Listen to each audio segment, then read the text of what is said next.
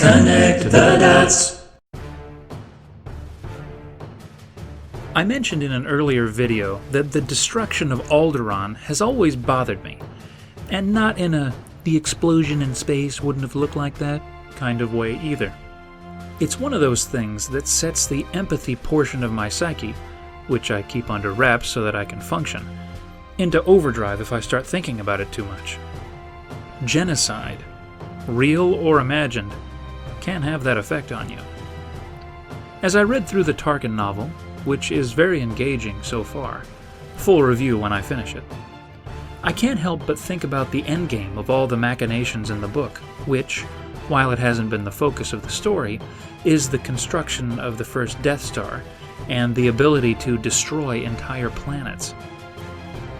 Not that anyone who clicked on this video doesn't know, but the event up for discussion is when Grand Moff Tarkin, at the helm of the fully operational Death Star, orders the destruction of Princess Leia's homeworld of Alderaan, even though she does give up the location of the rebel base, or so he thinks. Leia is obviously upset by this, but it always strikes me how it's never really brought up again in the movies. I don't recall a single moment when our heroine looked at the smoldering wreckage of That's No Moon and says, "That was for destroying my planet, bitches."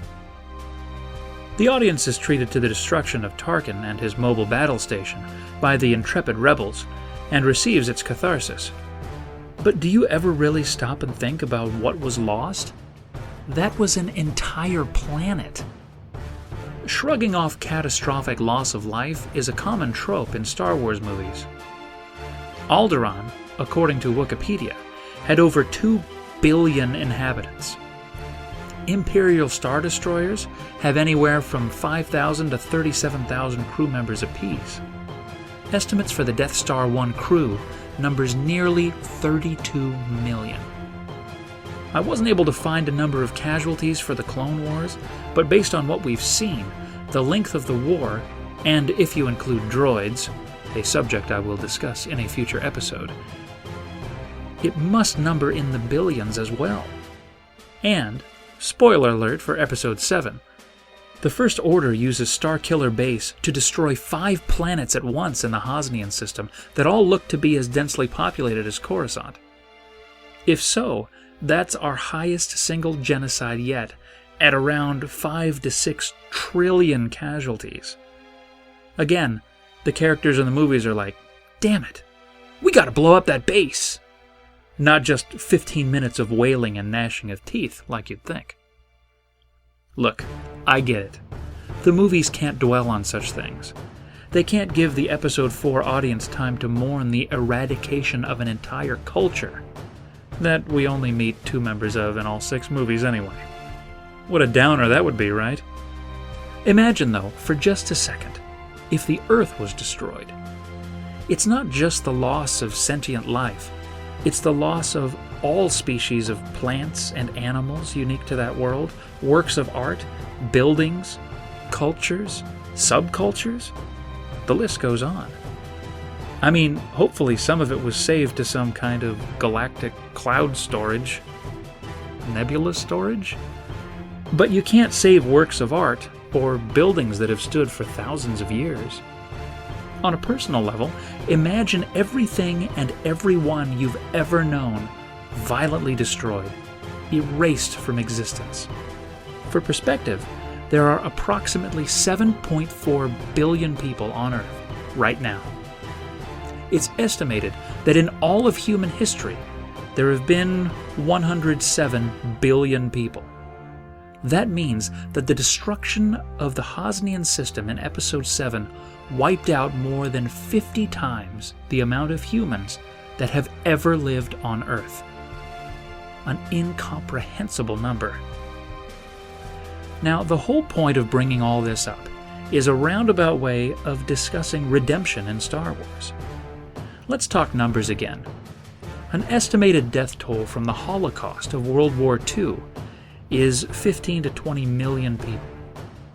At the top end of that range, we're at 1/100th of the death toll of Alderaan.